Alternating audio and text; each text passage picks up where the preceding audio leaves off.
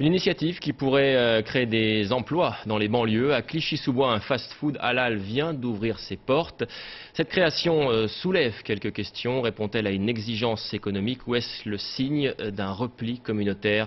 Emmanuel Lagarde et Clément Berthet. L'enseigne annonce la couleur. Ici, la cuisine se fait à la musulmane, mais le service est à l'américaine. Chaque détail rappelle les plus grandes chaînes de fast-food. La différence est dans la viande, conforme aux règles musulmanes.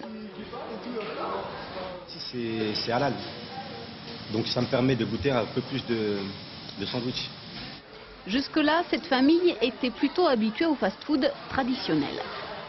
On y allait, mais on mangeait du poisson, que là on peut manger de la viande. Et d'ailleurs, on continue d'aller aussi aux autres. En cuisine, sur les caisses de viande, on retrouve le label « À votre service ». C'est la principale association de certification halal en France. Le restaurant reçoit chaque jour la visite d'un contrôleur. Sinon, la frite est belge, le soda américain.